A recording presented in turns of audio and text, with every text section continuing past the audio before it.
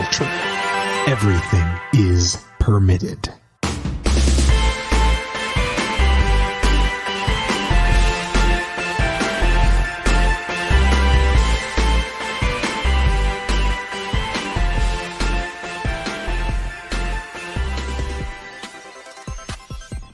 Welcome to episode 110 of Everything is Permitted here at the OG EIP Studios. I'm your captain and host, Julian Brown, alongside my co-host, the man of steel, Matt Reppert, and the master of puns coming in via Zoom today, Brittany Tomes. Zoom. How we doing? Doing good. Living the dream. Living the dream. Even COVID can't keep us apart. Don't worry, guys. I don't have COVID, but just in case, to keep people safe. You're doing the smart thing, and I am. just in case, because you never know. You never know. Wearing masks, staying in my closet, never coming out. That's not true. About to say, no, you were quite out of the closet. You're right. The phrasing later on, I was like, oh, okay, yeah. Yeah. This week, guys, 2022 is filled with some awesome brand new television series, movies, games, all the things that we love and talk about on this show for now 110 episodes. Yeah, and those things are going to be talked about and reviewed on this pod later down the line. We're going to take a look at the most anticipated releases of this year. Also, we're going to welcome two guests to the show to join Matt and myself as we talk about fall 2021 and this crazy, just mad release and slew of first-person shooters that were either updated and released and got new content. Which ones kind of hit the mark, which ones need to head back to the range, all that stuff. So my squad mate and friend, Steve Scott Spurgeon, is here, as well as my neighbor and fast friend, Josh Stolarski. They're going to join the show. They might chime in for rants and raves. They might stay for 2022. Who knows? It's fun around here on Everything is Permitted. Before we get to all that, Matt, we need to thank our awesome EIP VIPs for supporting our show. We most certainly do. We need to thank Billy Peets, Nikki Veazey, Heather Reppert, Rob Migliaccio, Michael Cox, Matt Moore, Cabrier Wimbush, Rob Carter, and the McClintons, Kyle and Connor. Kyle and Connor are back together once again. Love it. The dynamic duo. Clinton special. Josh and Scott, this is the part of the show where Brittany, Matt, and I, we rant and rave about things that we either like or dislike that happened. If you guys would like to chime in, you can. If you have something, just say, hey, I got something I want to rant and rave about. But Matt, Brittany, anything this week? I'm going to rant. So I know I bitched about it in the chat a couple weeks ago, but the No Time to Die movie. Oh, I don't. So fun fact, if you look on review pages for No Time to Die, especially on Best Buy, you'll see that people are giving it 1-star reviews, not for the movie, not for the Steelbook, not for anything. It's because of the digital content and the way it has been put out. So most movies, when you buy them these days, there's a digital code that you obviously can redeem and make it a part of your library and such. But for some reason, No Time to Die, even though all of the James Bond films are available on pretty much any streaming platform that you can think of, it only redeems in iTunes of all things, and it doesn't port over to movies anywhere, so it doesn't go to your...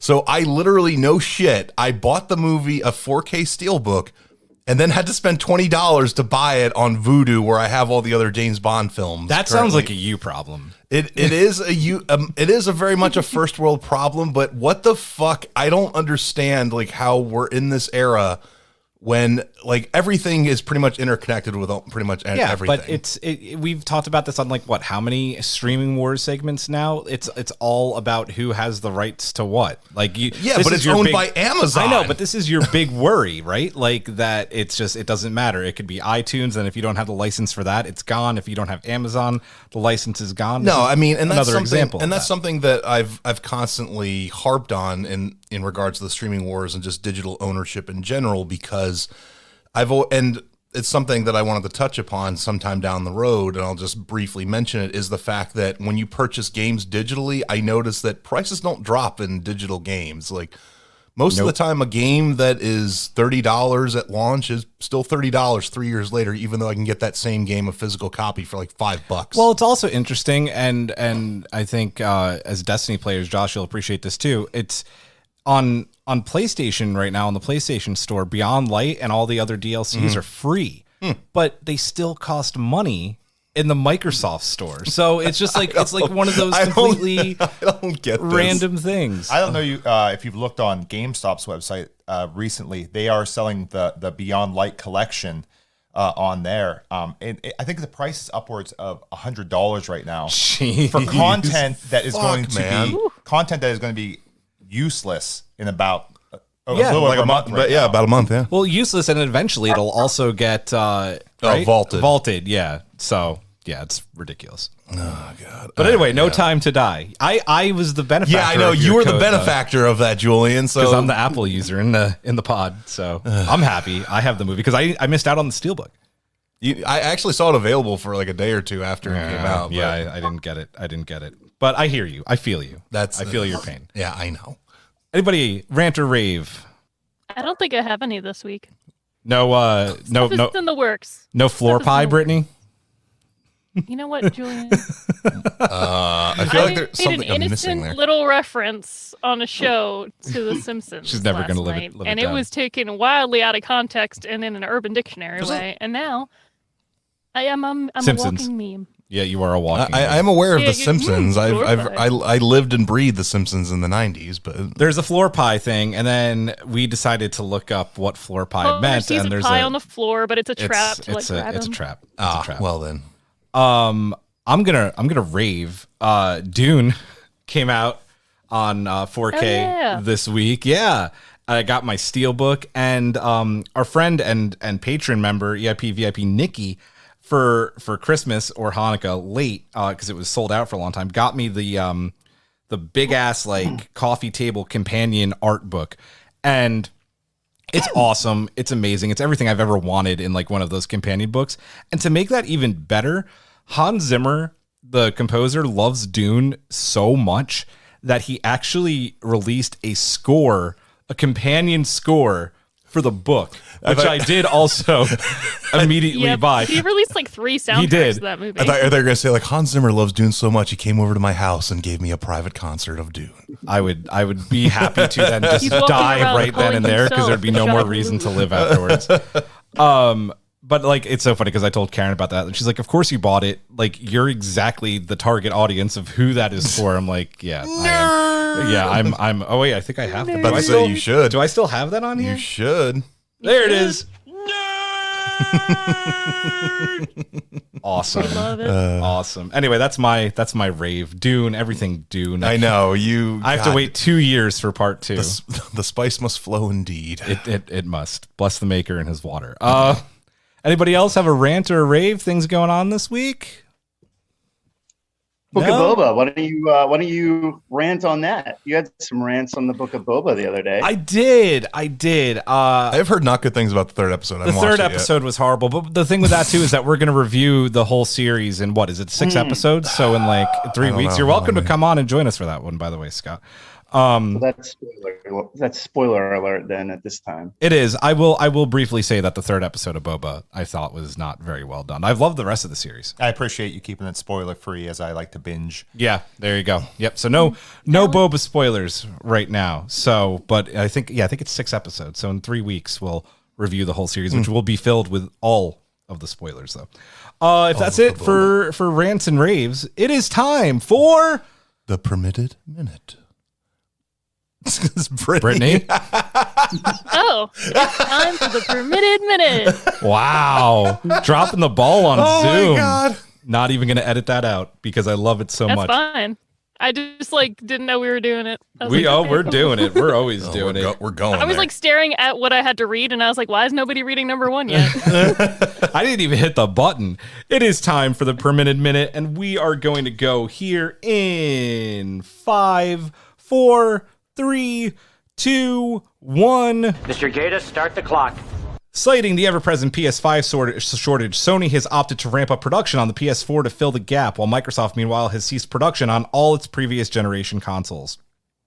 A new poster and images from the upcoming Uncharted film adaptation of Uncharted have hit the web. The film releases next month on the 18th. A new interview with Tamara Morrison on IGN makes one thing very clear. It was not a good time filming Boba's escape from the Sarlacc. Better than being digested over 1,000 years, though? Probably.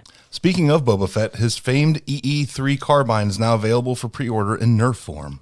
Take this rumor with a grain of salt, a giant grain of salt at that, but Marvel reportedly approached Ben Affleck to make a return as Daredevil in the upcoming Doctor Strange sequel. On the subject of sequels, filming has wrapped on Aquaman and the Lost Kingdom. You got wrapped in there twice. I did. This is what happens when I write the outlines late at night. We did that with about 15 seconds left. I know, felt like I could have just gone really slow. I know it's like the largest grain of salt, but Daredevil and Ben Affleck's Daredevil, is that something anyone in any like universe is clamoring for to see? Hey, as a kid, I loved that film. You know what? As an adult, I like the Netflix series. I would take it. Kids are stupid. I'm sorry. I would take it. If it makes sense, sure. But if it's just put in to be put in, He's just gonna run by like, oh look, there's Ben Affleck. But then you could also make no, like the he's gonna ultimate. do a fight on a fucking seesaw. You could also.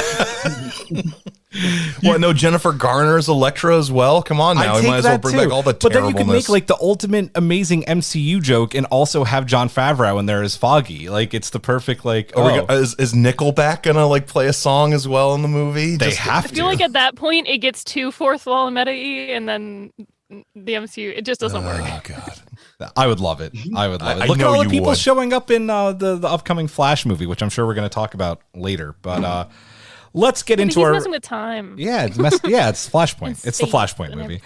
Let's get into our first segment of the day, and that is our first-person shooter roundtable with Scott and Josh here. One, I want to say thank you guys for coming on to do this because there's a lot of shooters, and not all of us play the same games, so everybody will have a chance to talk about something.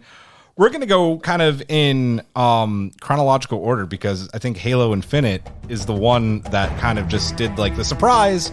It's out. Here's some multiplayer, even though it's a beta, even though it's not. I know I was shocked and was super stoked that it released early. Josh, I want to get your thoughts on not only Halo Infinite's campaign, but also its multiplayer so far. Yeah. I mean, it's been a lot of fun for me. I haven't been on Xbox in a few years now, but with the anticipation for Halo Infinite coming out, I decided to go ahead and purchase. And the multiplayer has just been nuts. All the new equipment they've given you, the new array of weapons. It's just been a lot of fun. The campaign itself, it's probably one of the best campaigns I've played to date. Yeah, agreed. The story's just. It's really good, and the grappling hook. I mean, come on, I cannot say enough about the grappling hook. It's a game changer. It's a literal game changer. I think the Halo Infinite campaign originally was supposed to be like Breath of the Wild size, but even still, even though it's not that, it's still massive. And if you didn't have that grapple hook, you had to rely on either late game getting a Banshee or a Wasp, or then just taking a what are they called? I always forget the names of the cars. The Talk about the Jeeps. Warthog? The Warthogs, which have always been a bitch. You forgot to the drive. name of the Warthog? What the hell? Because I always fly in the Wasp. I love the Wasp. And I don't like driving the Warthogs because it's 2022 and we're still using sticks to control those. Like, okay, so give me some R2, please, or left bumper. Come on now. And I gotta be honest, I don't like driving vehicles, period. So just having that grappling hook as an option to get me around the map a little bit faster was perfect. Yeah, it's awesome. And it has great range. It does, yeah. And I think the grappling hook is one of the most fun things about multiplayer too. Some of my best kills have just been like, taking a few pot shots at a guy, grappling him, and then just like punching him in the face. It's like one of the best things in the world. It's so satisfying. Oh, so you can do that? You can do like a scorpion move on him? Like you can be like, get over here, cool. and then kill him. Yeah, it's so cool. Yeah, add an energy sword in there, and oh yeah. Oh, like having the energy sword in Halo Infinite is both like a blessing and a curse, because if you don't get that, because you can lock on a guy and do that crazy lunge, but if you don't get that and it's a rangier map, like the thing's useless. And then if there's a guy that's really good with that, it could just like, it's an uneven game and you're screwed from like the first, 10 kills. But can you block the grapple? Like if somebody tries to grapple you, can you defend against it? You could shoot them while they're grappling towards you. You could shoot them and still kill them. But a lot of people, I feel like, get caught unaware by it happening to them. Yeah, because everybody does it in the back. Yeah, I'd say your reaction time would have to be pretty good. There is the one item that allows you to block incoming projectiles briefly. I don't know if that can block the grappling the hook. repulsor, Yeah, right? yeah. I don't know if it can. Yeah. Yeah. I love that thing though. It's so good. When you get grappled, do you pull them into you, or do you follow the grapple to you them? follow the grapple to them, which is so they fun. can shoot you as you're coming into them. 100%. Yep. Okay. Yeah. So if you're not on it, that could kind of backfire, huh? Exactly. Yeah, but I think I've only had it backfire on me like once or twice. So I'm on a roll with it. I like it.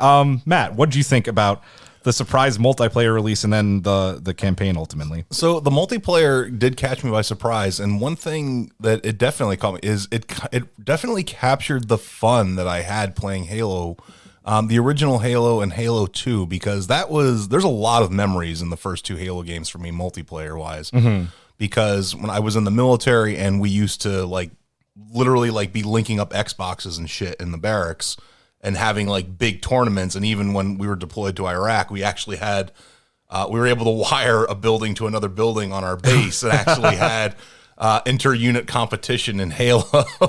That's awesome. Yeah. So, I mean, and it feels like Halo, and that's something that I don't know if you haven't played Halo Infinite's multiplayer and you played, the original Halo 1 and 2 like I did, it feels Halo, and that's something that I was never sure if they were going to be able to recreate again. Well, especially because it's 343 and not Bungie. Yeah, and I know that, and one thing I will give a ton of credit is the fact that they pushed off Infinite for an entire year. They could have pushed it out and said, yeah, whatever, but there was such a backlash that they actually said, all right, we're going to take a year to work on this. That year made a difference. Oh, no, it 100% did. And it's funny, even though looking at you, Cyberpunk 2077.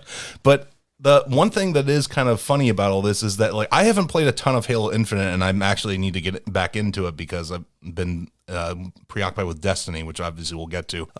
Heather has actually gotten into Halo Infinite. That's awesome. She told me, she's like, I'm going to play Halo Infinite all tonight after you go to work. And I was like, what? And yeah, I've been watching her using the grapple hook and going around the map and stuff like that and trying to drive the vehicles, which she can't really do. Hey, but the grapple hook's all you need. I know, right? That's all you need. Yeah, I loved it. I kind of got an Xbox Series S strictly because I really wanted the chance, kind of the first time to pop my Halo cherry, as it were, because I didn't play Halo growing up. I was always a PlayStation guy. I maybe played 10 rounds of Halo my entire childhood, teenage years, and I think I played the first 2 campaign missions of Halo Reach way back when.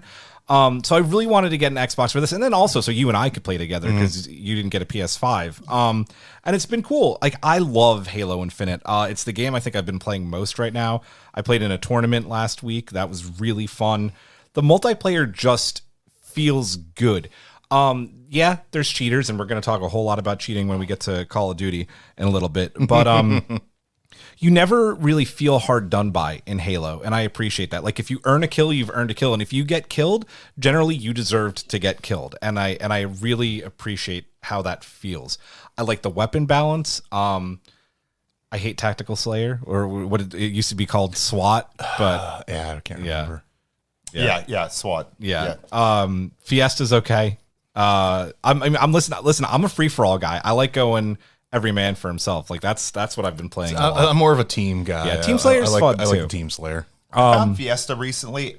I just feel like everybody's waiting to spawn with an energy sword. Oh yeah, and that's all you're seeing. So if you either you spawn with an energy sword, you get killed with it, and they pick it up, and then you got 2 teams of 4 running around with energy swords. Yep. That's all you got. So yep. And if people launch, I feel like if you launch right in and you have the Spanker, the rocket launcher, or even the what's the one with the spike, I love that thing. Was it the Mauler? No. This is gonna kill me. Yeah, I know. We'll figure. It'll come to us. I do like the Mauler though. Yeah, no, I'm loving Halo Infinite multiplayer. Did you guys have anything else you wanted to add to Halo before we move on? No, we can go to Call of Duty. All right, so all of us are familiar with this in one form or another. Call of Duty Vanguard / Warzone, which had its new map Caldera launch. Scott, I want to start with you because you and I got Vanguard multiplayer on day 1 because we just decided let's see how it is, and it started out as a really good experience. Yeah, super fun. Like gun balance was good. Yeah, that game overall, I think is a started out really good. And even still, I don't think I still have fun playing multi occasionally. I mean, I don't really. They had that holiday event, which kind of went sideways, but I mean, for the most part, that game's still playable. I think it runs smoother and better than Warzone, frankly. Oh yeah, no, 100%. And what I liked about Vanguard is it had an awesome campaign. Yeah, really good campaign. You did not get I did campaign. not get Vanguard at all, and I'm not going to lie to you. I despise where Call of Duty has gone with the big battle royale maps and all that. I hate that shit. Absolutely despise it, because my experience has been like, all right, I'm jumping out of this plane. This is cool, big map. I'm gonna run around. I got shot from some guy and hiding in some building. Okay, let me respawn. Let me move in here. Some guy was crouched in the corner of a building and shot me as soon as I came in a window or a door or whatever like that, because they know where all the little choke points are and I don't. Wow, what a wonderful experience. And Which now is exactly why Scott and I love Warzone. Well, I think it definitely permeates the small, like the solos. If you play solos and even duos, that's definitely like a campier style of gameplay for sure. I think trios and quads, there tends to be less of that, just by nature that you can't really, 4 guys in a room doesn't really We've learned that the hard way multiple times. Solos and duos tend to be definitely really campy. Yeah. You and I had a couple of tries at Warzone together. You were not feeling it. Josh, I did not like it. I think I tried to convince you to re-download it and play it, but I think you maybe had like a go or two and I'm not doing this. I downloaded, I got to the menu and I was completely overwhelmed. So I immediately closed it and deleted it off my console. Yeah. Yeah. Fair. He's got the right idea. He's got the right idea. It still sits on my hard drive with like 100 whatever something gigs. You keep complaining about that and don't delete it. Well, so it's fun fact, it doesn't take up space on either the expansion storage card or the internal hard drive. It takes space on the hard drive which I have several terabytes that's connected. Okay. So it doesn't like affect anything else. Fair. So and it's always there in case the one day that you finally decide to drop into the war zone. In case I huff enough glue or something and I decide to get back into it. Speaking, it would be tough to start. I got to admit, not having any background with it, I can see being instantly frustrated if you tried to just jump into it now, because I've been playing and it's really frustrating. And I mean, and I fully admit that, like, I have never been a battle royale gamer. Like, I hated Fortnite. I hated PUBG. I never did any of those games because I don't like big maps where you spend most of your time running around looking for people to kill and then get killed by somebody you can't see who basically, by sheer happenstance, happen to be to your side or behind you. And then, your experience in the map is now over, and you place 38th out of 40. Tough shit. Yeah. Yeah, I would say, like Scott and I basically have been playing the game since day one, so we got to know like the Verdansk map, the ins and outs of the whole thing. That's all changed now. They've released the Krampus still there? map. No, Krampus is fucking gone. Oh my God. The less said about the Krampus thing, the better. Whoever at Raven Software thought, let's make basically invincible Krampus to ruin everybody's game and like possibly destroy their chances of winning late in the game. Let's do that. That sounds like a great fucking idea. Speaking of somebody who doesn't play the game, I enjoyed the memes. Oh, I really did. I saw videos of people like running around like, oh fuck. Well, dude, there'd be people, and I think, Scott, you had a couple of them because I just refused to play it as long as Krampus was out. Yeah. But I think you were in a top 5 situation, and all of a sudden you were killed by Krampus. Well, no, what typically happens is you end up spending so much time engaging with that you get third party, because some people are like, oh, they're fighting Krampus, like, and they just shoot you in the back and you're dead, because that guy hardly went down easy. It'd be like 2 or 3 of you just emptying magazines, throwing grenades, and dude, by the time you would finally be almost dead, a team would have heard all the ruckus or seen you on the map and just come over and just shoot you, just third party you in a second. So yeah, super frustrating. That was part of their new release for Warzone, which was supposed to originally be on the new Vanguard Sledgehammer engine, but it stayed on the Raven Software / Infinity Ward Modern Warfare engine. That's the new Caldera map, which, gameplay aside, I think you and I have both agreed, maybe our opinion's changing as we play it more, that this World War II setting on this island has been a better map experience than what we had with Verdansk for 2 years. I like it better. I think it's I don't know. I know people have complained there's too much foliage or it's super hard to see opponents, which to a degree is true. But I felt like Verdansk was almost the opposite. There was just so much empty space and fields and runways, and it just became like a snipe fest if you were anywhere out in the open. Almost like insta killed every time. And so yeah, I don't know. I think I like Caldera better personally. Yeah, but I miss certain aspects of Verdansk, though, in all fairness, too. I miss the airport. I miss the airport. Yeah. I miss airport. I miss my favorite place to camp in the world. What, up in the control tower? Like a frickin' chode? We would do that, and then it was like the worst possible idea you could do, because the minute you had to leave, someone would just be ready to to shoot you out of the air. So it didn't really work out. I don't know where I'm at with Caldera. I liked it a lot at the beginning. I'm not happy with the gun balance right now. I think the game's still a broken mess. It's maybe a little bit better than it was.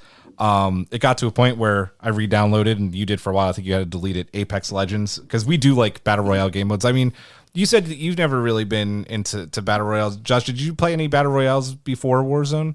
Yeah, I went a little bit Fortnite with my son. I couldn't say I enjoyed it very much, especially the building aspect in the game. It really drove me absolutely nuts. Yeah. And a little bit of Warzone, Yeah. but other than that, not too much. Yeah. We'll see how it goes. Raven has had a hard time. I know that they're one of the companies and one of the developers that have had to deal with a lot of strikes because of, just horrible, shitty working conditions at a lot of these studios, which I understand, but this was an issue before the walkouts, just no balance, no nothing with this game, and not a lot of attempts to fix it. It's kind of all about the money, because Activision is also involved in this, which is never a good thing. We'll see where it goes. It's hard to quit, because it was our pandemic game. I wish I quit. We made the same joke. It's like, wish we could quit you, Warzone. Yeah, not right now. Probably the less said about this game, the better, but we'll talk about it briefly. Battlefield 2042. Talk about a God damn it. Just a horrible release. This was so in an era in a time period when there were so many disappointing first-person shooters released before Halo Infinite's campaign and all that launch and all that. So there was a golden opportunity for Battlefield to basically kind of wrest like the FPS multiplayer crown from Call of Duty.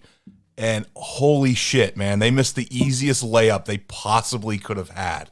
All you had to do was put out a game that was even decent. Yeah. And they utterly failed. Like, I've tried Battlefield 2042 several times, and I don't know if I'm the only person here that actually owns it or not. No, I own it. Okay, you own it too? I own it. Okay. I paid for the stupid $100 version. And I'm sorry to hear that. Worst $100 I've ever spent. And I attempted to get a refund, and they wouldn't give me one. I've played a few maps, and there are some times where I approach something you can conceivably call fun, but they've changed so much from the Battlefield form. Like, alter your guns in game. Like, that's not how Battlefield has ever worked. Like, you've had, like, I think the 4 or 5 classes, the medic, the assault, and all that. And I know that can seem stale, but that's what Battlefield has always been. Yeah. Because, assaults are, good for the up close and stuff like that, the recon, the sniper, and all that stuff like that. Doing this intermixing shit, it makes it way confusing to know what the hell I'm playing. It's one of the worst GUI layouts I've ever seen. Yeah, the maps in a video game. The maps are so huge, at least for most of my experience, that it's hard to like get into gunfights with people. Well, yeah, you'll spend 10, 15 minutes traversing the map to try and find someone, and then all of a sudden from like distance you get sniped. I'm like, what the hell did I just waste all that time? Yeah, and the vehicles are ridiculously overpowered, because there was a couple maps where like people are just flying around in like the helicopters or whatever the hell it was, and they were just kill, just nonstop. And I was like, and eventually I started trying to get anti-air missiles and just flares, and they fly away. Like, okay, great. So, hopefully somebody else has a anti-air missile on them that's like on the other side of the map where they're going to. Yeah. Josh, you stayed away from this.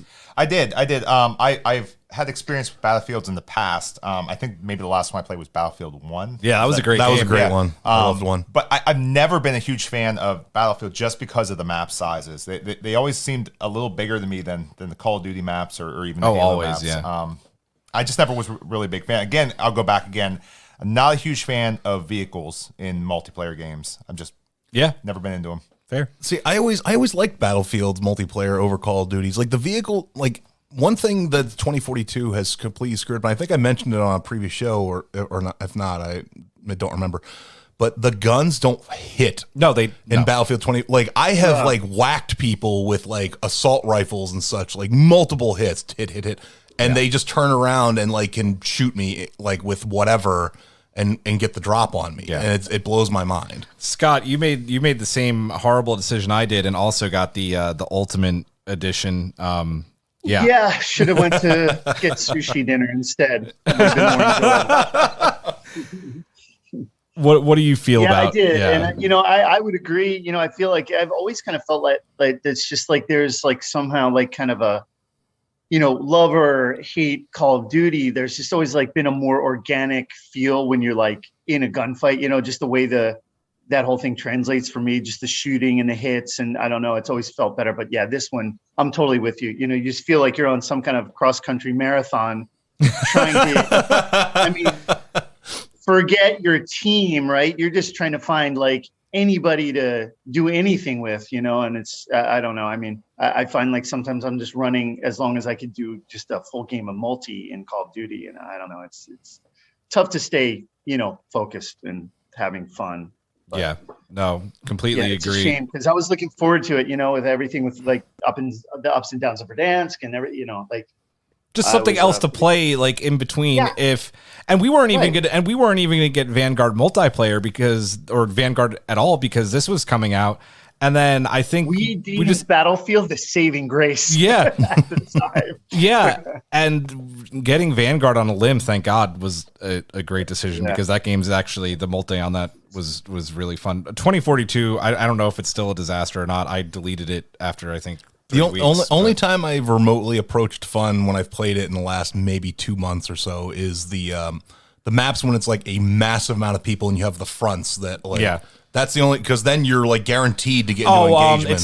It's not the big what's that called when you're pushing up? I forget that game mode. I forget what it's called. Rush? Rush, not Rush. Not Rush. Is it Rush? I forget what it's called, but that's the only time where I've approached like any kind of decent fun with the game because, as I said, then you're guaranteed to get into firefights and actually get kills. Dice laid a giant goose egg with this one. Yep.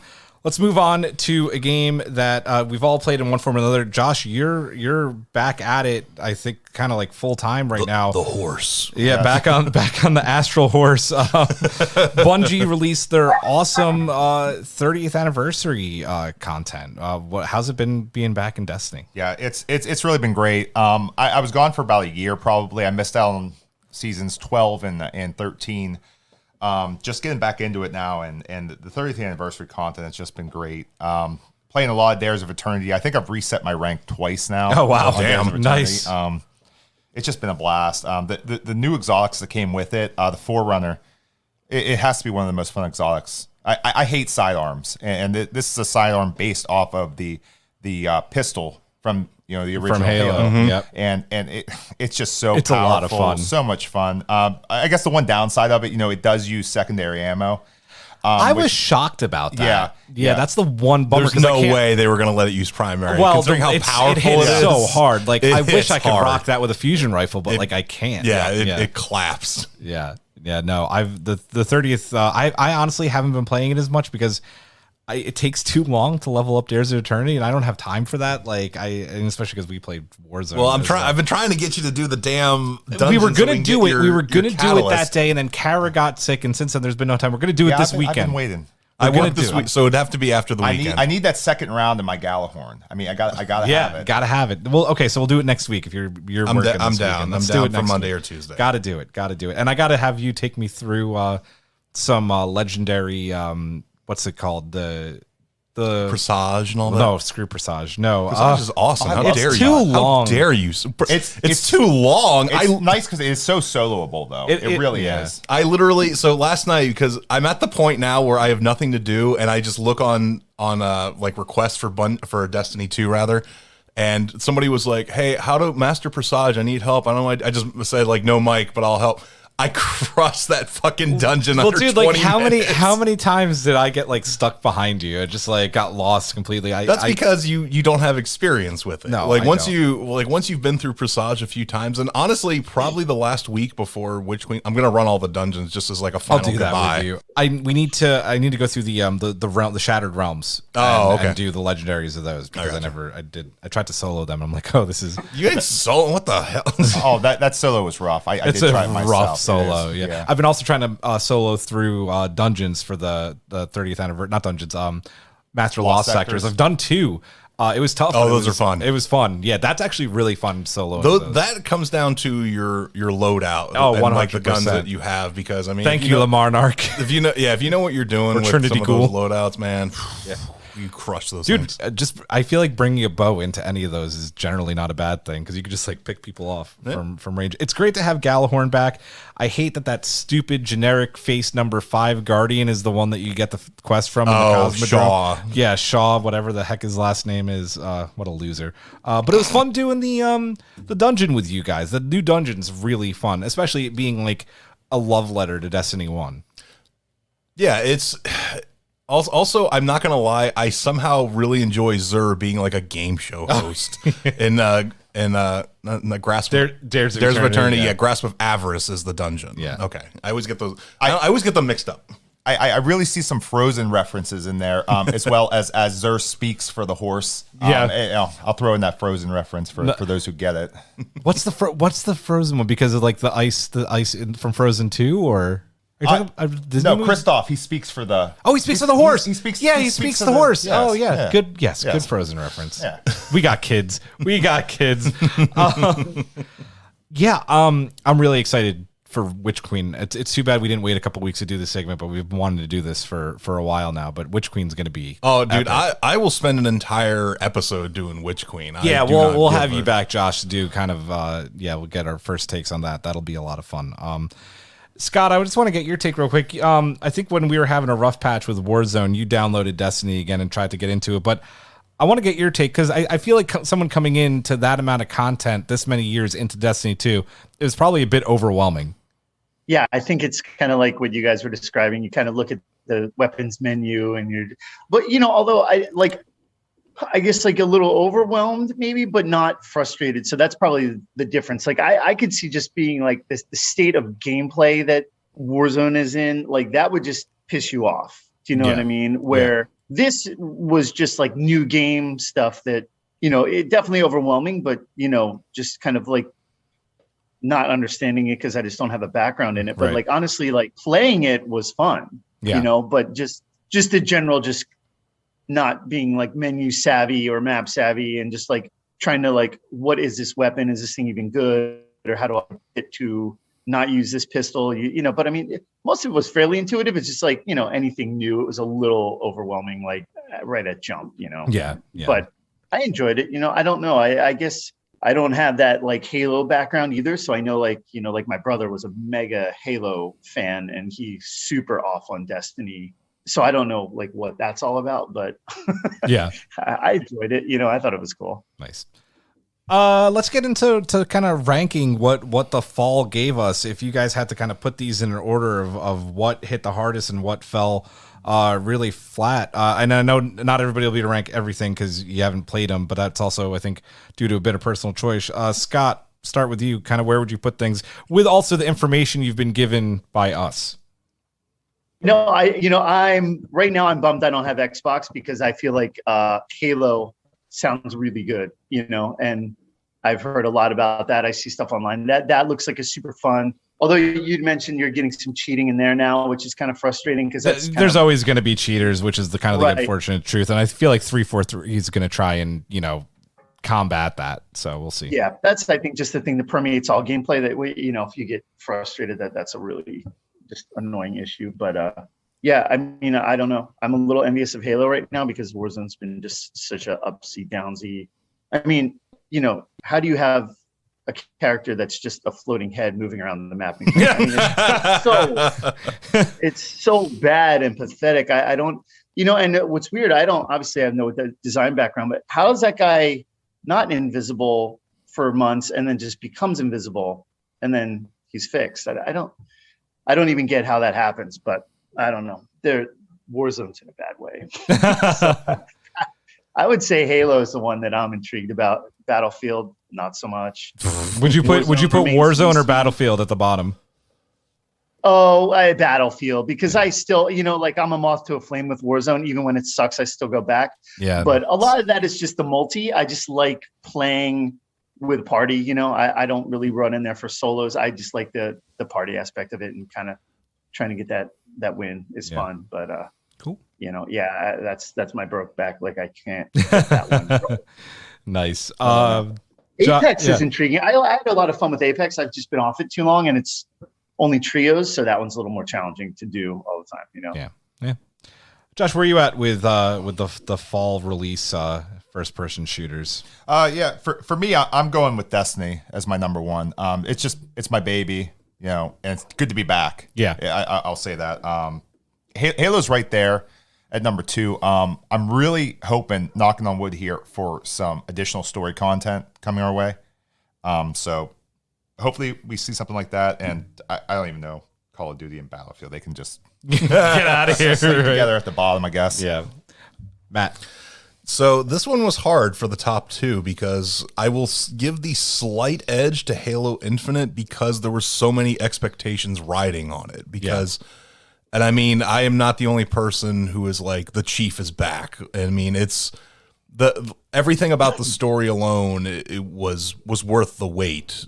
It was worth that extra year. And the multiplayer, from what I've played, it's as I said earlier, it's Halo, and it brought me back to, better almost 20 years ago of playing all the original Halo maps. For my number two, just behind it, I'll give Destiny. Obviously, I'm a huge Destiny freak. Love Destiny. I love the new dungeon. I love the 30th anniversary stuff. I'm very glad it's not going away when Witch Queen comes out. I think they said a full year. I think the lead designer already said, no, it's not going anywhere. Yeah. So probably, I agree. It'll probably last until the holiday season of this year. And I'm giving a not played to Call of Duty Vanguard and all that. So I would like to do Vanguard's single player campaign, though. It's really good. That is the only thing about it. If you ever want to come over and play it, I got it. Yeah. So. And a far, far, far distant third is Battlefield. A series that I legit enjoyed, Battlefield. Yeah. I did not think it could fall this far, and yet here we are. Here we are. So. Yeah. I feel you. This is pretty easy for me. Halo takes the cake right now. I love it. It's fantastic. People always talk about the gunplay and how amazing it is. That is true for Halo Infinite. Destiny, it's Bungie. You could always go back and say, "Oh man, I missed my fusion rifle. Oh, I missed this exotic. Ooh, I missed just dicking around, exploring one of the many maps and locations that you can go to." Witch Queen, it has a lot riding on it because I think it's the expansion that I've been waiting for years. I love everything with the Hive. This is Vanguard goes number 3 because the multiplayer was really fun and the campaign was fantastic. Warzone is just breaking my heart. Anakin, you're breaking my heart. You're going to a place I can't follow. That's Warzone. I love the memes that came out of the fall shooter thing of all the Metacritic scores. Yeah. And it's and Peppa Pig has a 9 and all these ones, and Peppa Pig's just what now, bitches? That's awesome. And then Battlefield. Wow, how the mighty have fallen. So that's at the bottom. That does it for our first person shooter segment. I think Josh and Scott are going to stick around for our kind of what we're most anticipating for 2022. We're going to go in order of film, television, video games. There's a lot coming from all of those. Brittany, I know that you had the Den of Geek magazine, and you also have been patiently waiting to get involved with this episode of the pod. You go first. What are some films that you're anticipating for 2022? Cool. So the movie that just came out yesterday is Belle, which is an anime movie, and it looks really cool. It's some weird modern different twist on Beauty and the Beast, But the visuals are, if you've seen other anime films, it's like Summer Wars-ish. A little bit of like, kind of like Paprika looking. But yeah, it just came out and had like a North American, like the wide release just last night, I guess. And technically today is when the movie comes out. So I was like, dang, once it's safe, I'm going to go to the movies and see that. And I also know Scream is out right now. And one of my friends got to see it before it was released to review it and stuff. And he said it was awesome. So have to see that as well. All right, then. I don't know if you want me to keep going through, but that's we'll my first take one. turns, and I know there's a lot of films, so we can go kind of keep going in a circle. I just do want to say we're going to review Scream on the show next week's episode, so that's going to be awesome.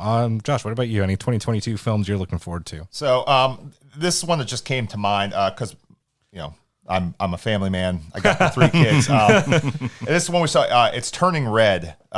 It's about a little girl who turns into a giant red panda every time she gets excited. So that's coming out in March. So kids are looking forward. And to they that just switched that over to not doing a theatrical release. It's going to be right to Disney Plus. Right to Disney Plus. It's a Pixar movie, isn't it? It is. Okay. Yeah. Yep. Interesting that they're doing that.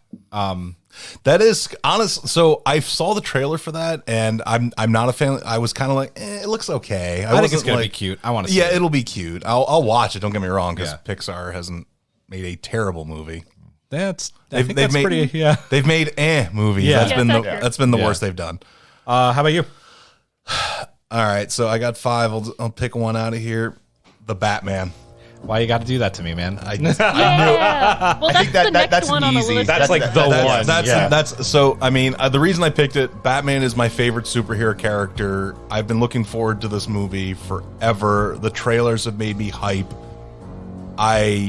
As I said, I love Batman. I've been looking forward to this movie, and I cannot wait to see it. It's one of the few movies that I'm like, yes, please, I want this movie now. For? Yes, as I said, I don't normally get hype for things until like a month or two before they come out, but the Batman has had me for about a year. Like I said, I'm gonna piggyback off a lot of your guys, but the Batman was the one that I was gonna talk about. I'm stoked for this movie. Like Matt, he's not my favorite superhero. He's my favorite DC superhero. He's my second favorite superhero. Let me put it that way. I love Batman. Behind Wolverine. There you go. Of course. There you go. Wolverine and Spider-Man. Wolverine's Logan. Need MCU to go somewhere with that. Everybody who kind of like gave shit at the beginning with Robert Pattinson being cast as Bruce/Batman has not seen his other library of work. He just immediately has that stigma of Twilight. Watch his other movies, because a friend of ours came over to have dinner with Heather and I for Heather's birthday a few days ago. And when I mentioned that movie, she's like, I can't get over Robert Pattinson. I said, like, trust me, he hates Twilight more than you do. He hates Twilight more than anyone else who's ever worked on it. Yeah. Like, I think that he's going to be really good in the role. I'm really excited for Zoe Kravitz as Selena Kyle. Colin Farrell doing a whole body transformation to play Penguin. That's the one thing about the movie I'm kind of like, on. We'll see. I just don't like how he sounds. He's like, take it easy, sweetheart. But it's that true Gotham grit, like that true, like Gotham is a mob city. He's got that like mob voice. Like I like it. I love the suit too. The suit looks great. Yeah. The suit's great. The Batmobile's old school. I like that. They just strapped a jet engine to literally, like a fucking... and then Andy Serkis is kind of like the dark horse as Alfred. Like, I'm really excited about that. Somebody said, and I thought about it, and it's true, and somebody said that one thing you can say about every single Batman movie is they have nailed Alfred. Yeah. Every Alfred has been like, yeah, that was really good cast. Alfred's the true main character. Without him, Bruce isn't believable at all. And then this is going to be kind of like I feel like a minor thing for most, but like for me, I love Jeffrey Wright. So him playing Commissioner Gordon, I think is wonderful casting. And I think he's going to star. I think he's going to star in the GCPD Gotham spinoff of the movie on HBO Max. So yeah, he deserves it. Yeah, no, he does. I can't wait for the Batman. That'll be a full-on review special on the show. So Scott's not on screen. So Brittany, back to you. Any more films that you're looking forward to in 2022? She has 11. I have a lot. 11, okay. And it's also going in perfect order of like release date. So the next one I'm interested in after the Batman comes out is Everything, Everywhere, All at Once. This is that like multiverse one that has oh my god, why am I forgetting her name? Michelle Yeoh in it. You know, I don't know if you guys saw the trailer that I posted a while ago. yeah. Like, Yep. she is experiencing like multiple realities and everything, and it I looks think I saw so that. cool. And it's like, I think it's like an A24 film or something, but it's more of like an indie film, and it just looks like such a cool premise. And I love Michelle Yeoh, so Nothing wrong with loving Michelle Yeoh. Yeah. Nope, not one bit. I'm Nope. hyped. It's gonna be weird, sci-fi, lots of cool action, but it's also nice because she's gonna be able to be different versions of herself or different characters. So it's not just gonna be like her normal, I guess, stereotyped like I am an Asian woman who can fight roles. It'll be like Yeah. randomly she's a baker, now she's this, now she's that. Yeah. I do love seeing her fight though. Nice.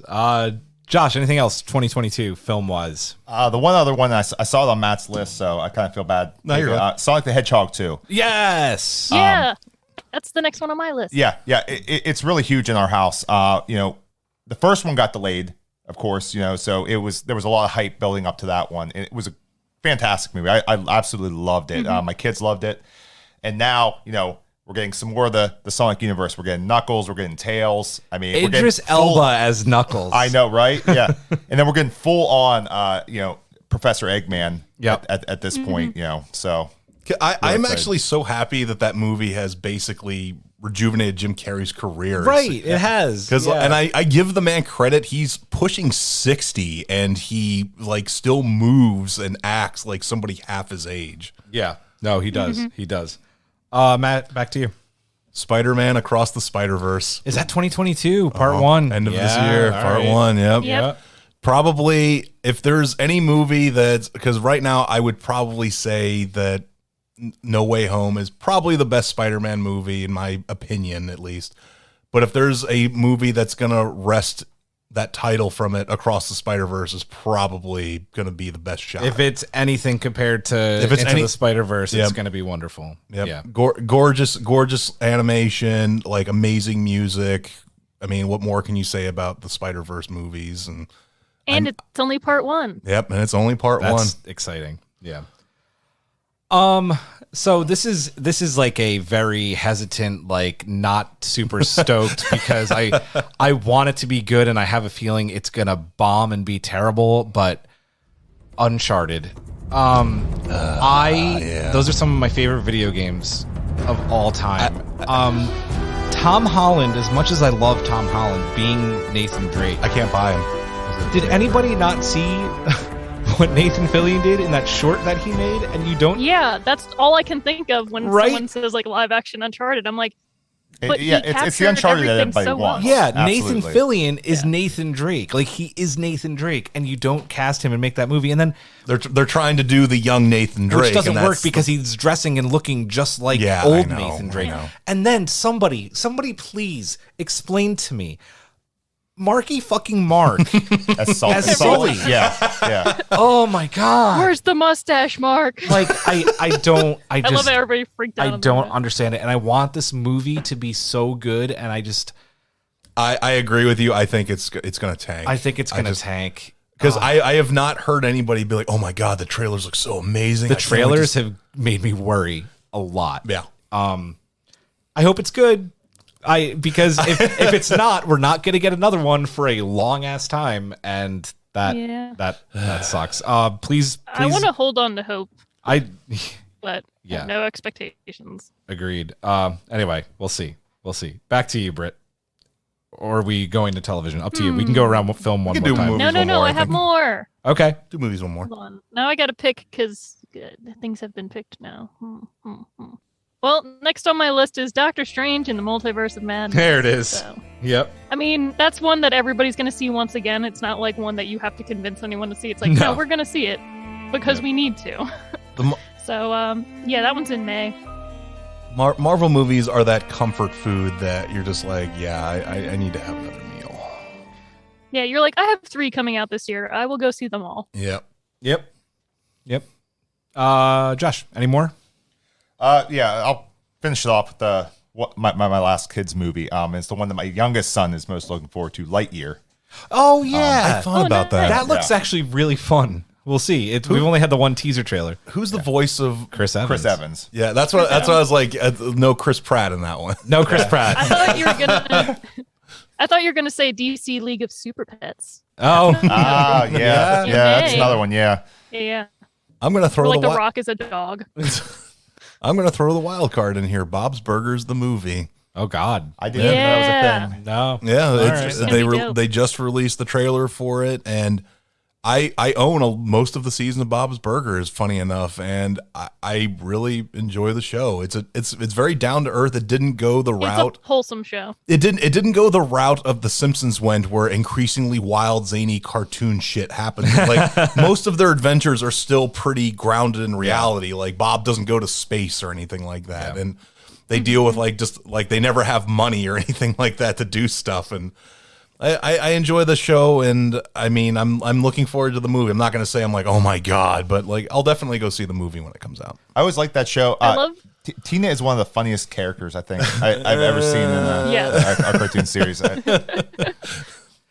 I love explaining that show to people, being like, imagine a family full of, like, everybody in the family is neurodiverse and absolutely nobody is medicated. Like, that is 100% what they're like. Because I'm like, the shenanigans are just insane. I love Louise. Oh, sick! Yeah, Kristen Shaw's her voice. Oh God. Yes. I'm gonna finish it off with two, because I feel like they're both two movies that have been being advertised for like 2 years before the pandemic, and the pandemic just ruined all their plans. The first one is Maverick, the Top Gun sequel. I think it's going to be awesome. Like, I think it's going to be good. No, I think it's going to be really good. I'm sorry. Jennifer Connelly. Just for Jennifer Connelly, right, Brittany? Yeah, she definitely adds. The only reason I'm buying a ticket. She definitely adds a half star to any movie at bare minimum. But come on, I don't know. I think it's going to be fun. All the trailers make it look really good. You can't say the same about Uncharted. I can't get over the fact that the whole thing of it is just like, oh, you don't want to get promoted because then you lose your flight stats. Like, he's in the military, dude. Like, yeah, you're not flying anymore, Maverick. Guess what you can say about that? Nothing. Go sit down in the chair, bud. I'll jump on the fact that Exactly. I don't think it's going to be a great movie. I think it is going to be a lot of fun to watch. Fun. Speaking of fun, you guys can roll your eyes at me for saying this one, but I'm going to say it anyway. Jackass #2. Yeah, Jackass Forever. Jackass Forever. Like, I knew that was going to be on your list. I'm not gonna lie, I want to see it. Is it stupid, and are they still doing really stupid things that like you shouldn't be doing? Yes. Does it make it any less funny? No. The fact that, like, honestly, the thing that sold that movie to me is Steve-O's line where he says, like, concussions aren't good, but as long as you have them before 50, you're okay. And Knoxville's 49, so we're good.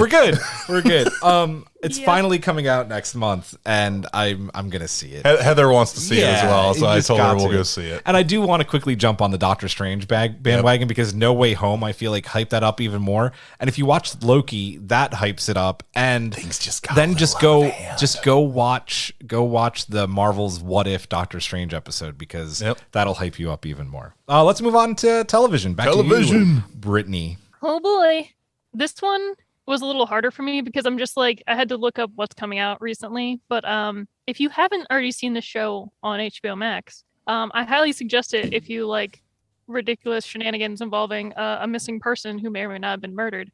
This is the show Search Party on HBO Max. I watched this when it was like, I think 2 seasons in or something, and like it just gets more off the walls each season. Like, you're like, this show can't possibly get more like into whatever is happening, and then you're just like, oh man, like this started out as one story and now it's like a complete different thing. But it's great.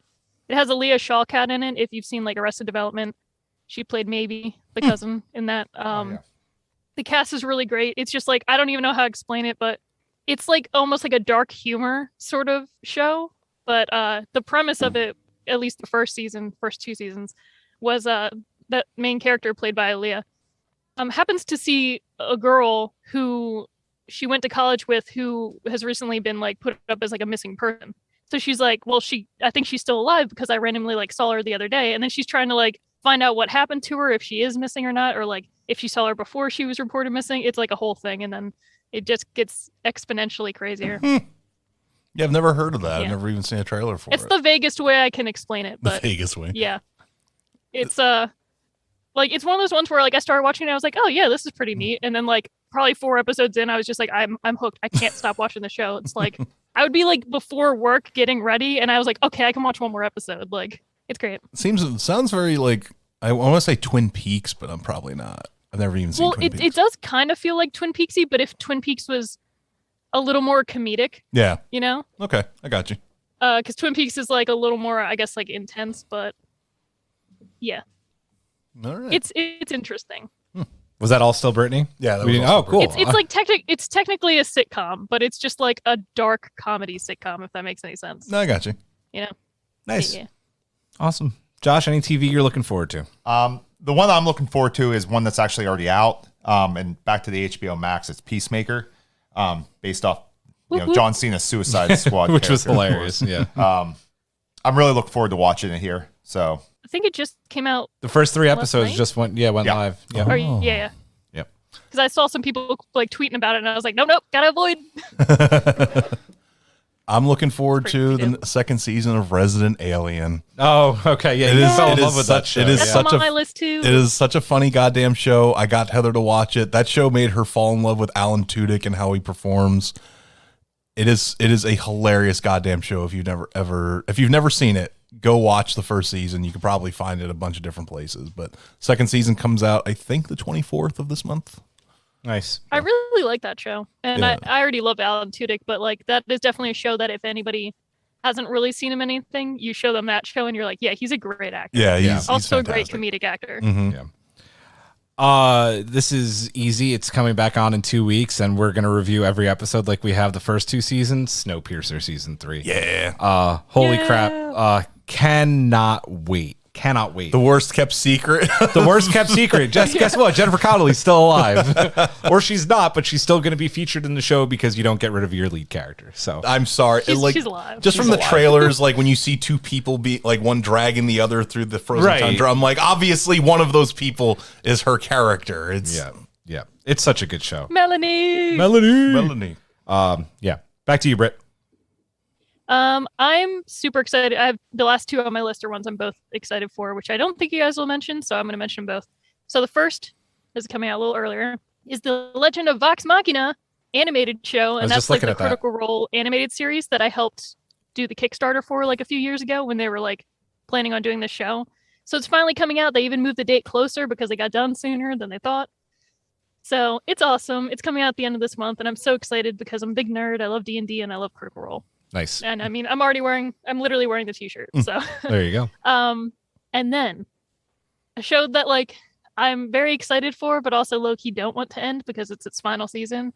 Killing Eve is coming back Nice. later on this year. And it's so good. And I hope it has a good ending, whether or not it's a happy ending or not, because it's just like, ugh. But I can't wait. It's so good. Nice. Back to you, Josh. one that comes to mind, I think it's coming out this year because I don't know too much about it, but I have heard the Lord of the Rings. Yes. series Yep. coming, It is this year. to Amazon, right? Yep. To Amazon. So yeah, I'm really looking forward to that. Like I said, I haven't looked into it too much. I had seen some stuff about it and very excited to see I'm it. though. curious about that more than anything, I think, because I've never been a huge Lord of the Rings guy, but I think it's going to be awesome. I know they haven't released a whole lot. I think we got like an image, but I think that you do that and you put it on Amazon, you can't screw it up, and I feel like they won't. But And I feel like putting it in series format with most things, you can get a whole lot more of the story in there that sometimes you have to, keep out of the movies, just for length. all right. So I'm going to tie this back to our previous segment, Halo, the TV series. that's right. It's not even on Oh, this list. I yeah, don't I understand forgot. why. Yeah. Oh, wait. Yeah. That's right. They just announced for sure that The Last of Us would also be Yes. coming out in 2022 because I held off on that because I wasn't sure. So that's one I'll watch. But Halo is like, I'm really looking forward to it on Paramount Plus.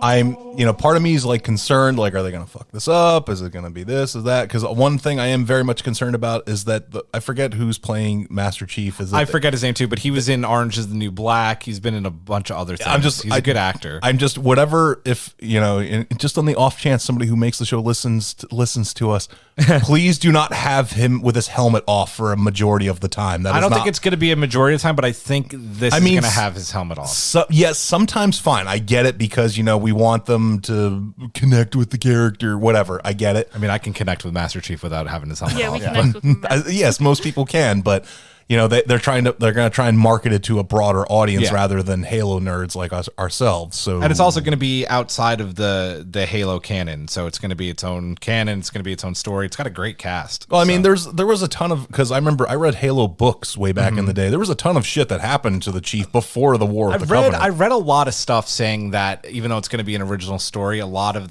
some of the characters and some of the stories are going to kind of be some stuff from the books. So I think the show will kind of be a testing grounds to see, like, can this thing work? Yeah. Because if it does work, then they'll be like, all right, time to get the Covenant in there. Let's go ham. Yep, agreed. All right.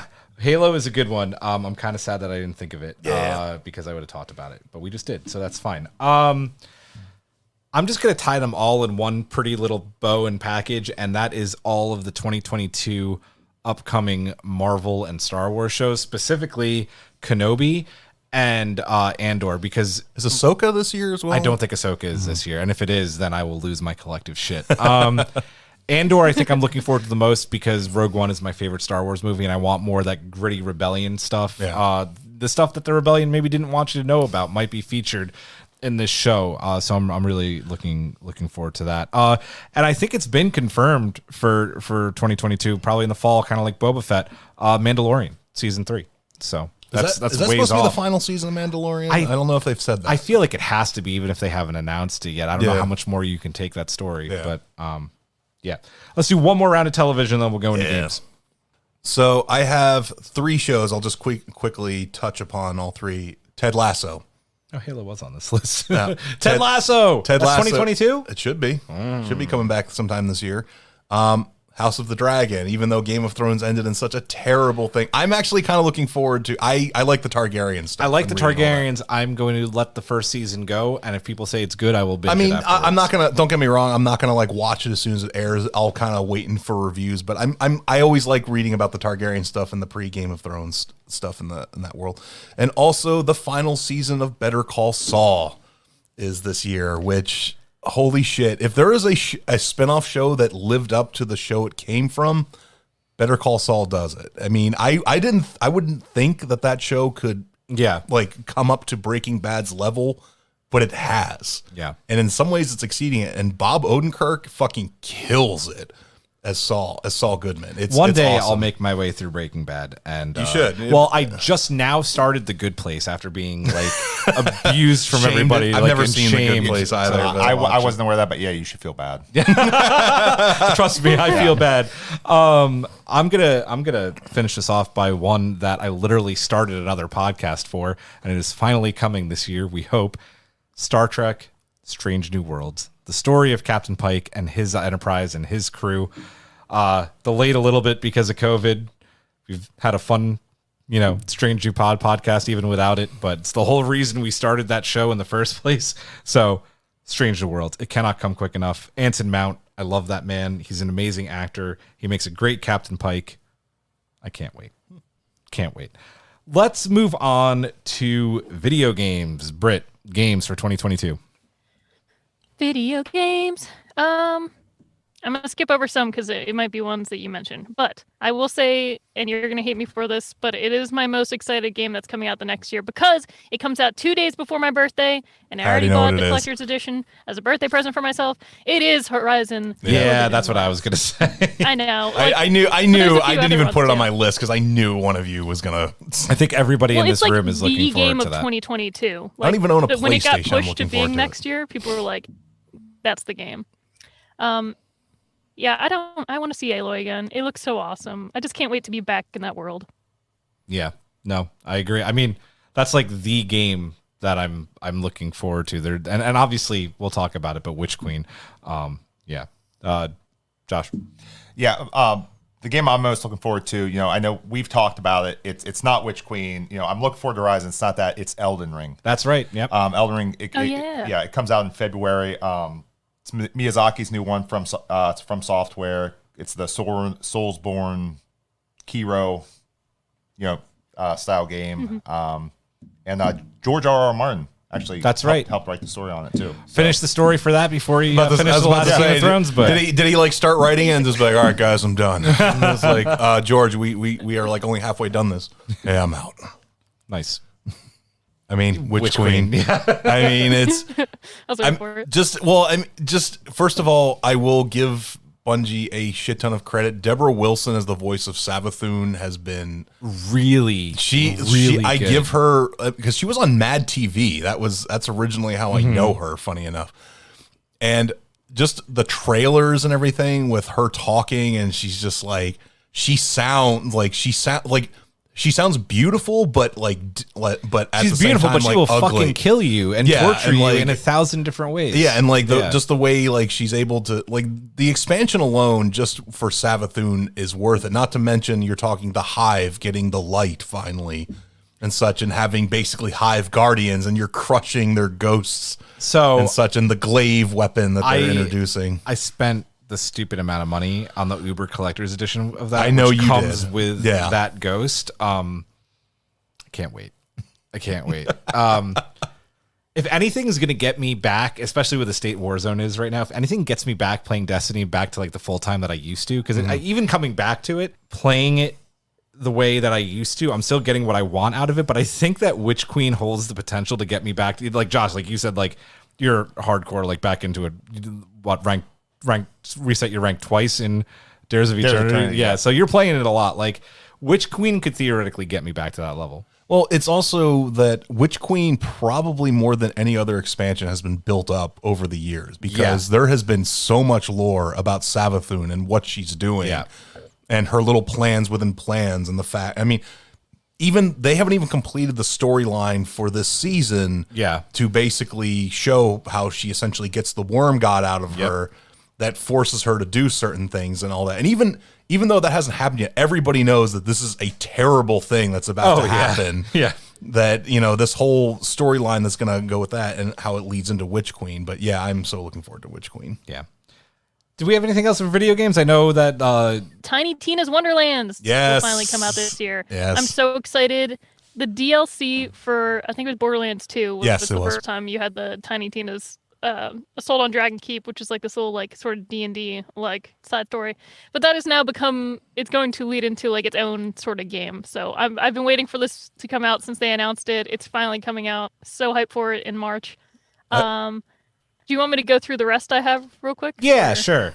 around. Okay, I also I have 2 like collections on here because they're just like getting re-released. So the Uncharted Legacy of Thieves collection comes out later this month, and then Life is Strange Remastered collection comes out in February. And then my last 3 are, well, one is a AAA game, the other 2 are like indie titles. So Forspoken, that one just piqued my interest. I like the trailers for it. I'm interested in it. It's kind of like an open world like adventure game. It has was it Ella Balinska? I don't remember her name. She was in the Charlie's Angels, the reboot film, or the new film they did. Okay. Nice. Anyway, then Stray is the one about the little cat in like the Oh, cyberpunk yeah, yeah. city, Oh, like yeah, the yeah. cutscene stuff for it. Yeah. Yeah. They've been talking about it for so many years, but I don't think any of these have like actual dates, but they're supposed to be in 2022. And then they're doing a Teenage Mutant Ninja Turtles Shredder's Revenge. Oh, Yeah. Okay. nice. Yeah. So I'm like, I want to get that again. And Nice. that's it. That's keeping it short and sweet. Good stuff. Back to you. Yeah, just touching I'm extremely looking forward to Tiny Tina Wonderlands. The fact that we get to create a character now, I'm super stoked about it. I guess the other thing would be if it comes out this year. I know it's already gotten delayed. Hogwarts Legacy. Oh, yeah. Looks like it'd be a lot of fun. Yeah, could be. Anything else? I'll do quick touches either, even though I have a very strong feeling it'll get pushed back, even though I've heard there's been rumors that it's pretty much done. It's Starfield. Yep. Even though I know nothing, I've seen nothing. nothing about it. Right? Like they have been very tight-lipped with it, but I'm looking forward to Starfield. I'll finally actually get to play that. Yeah, Gotham Knights as well, because I always love the Batman Arkham games. I always love the gameplay of that. A Plague Tale Requiem, the sequel to... You loved that I loved game, Plague yeah. Tale. It was such a gorgeous game, very well made. And also I don't know if I want to call it a reboot, a sequel, whatever, of Saints Row. Oh, nice. Good stuff. Yeah. This is almost certainly going to get delayed as well because there's been next to nothing about it. But Breath of the Wild 2, Zelda. I mean, if it's anything like the first one, that game is not only did get Game of the Year. That's like a Game of the Decade possibly game of since video games have been created. I have a feeling that'll get pushed to 2023. Probably. And then you took it, but Gotham Knights, I think, is probably one of my most anticipated for sure. That game is just going to be stupid fun. And I don't know if it's this year. I think it might be, but Suicide Squad Kills the Justice League. I saw that as well. I wasn't sure, but I'm definitely looking for it. And then I also don't think it's this year, but I'm just going to say, just in case it is, I don't think it is. Spider-Man 2, I think that's probably 2023. Yeah, I don't think that will be. Yeah, but that's a bit of a stretch.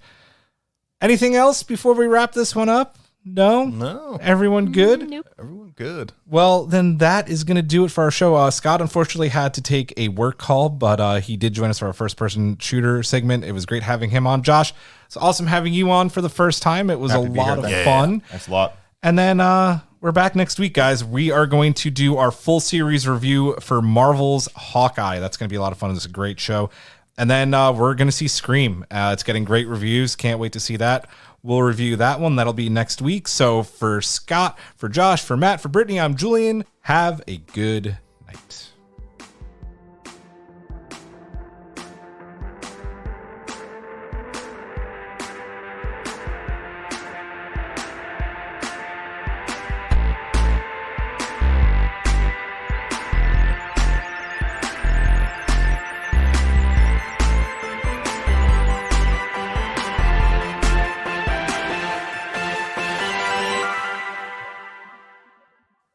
You can find Everything is Permitted on Apple Podcasts, Spotify, Google Podcasts, and YouTube.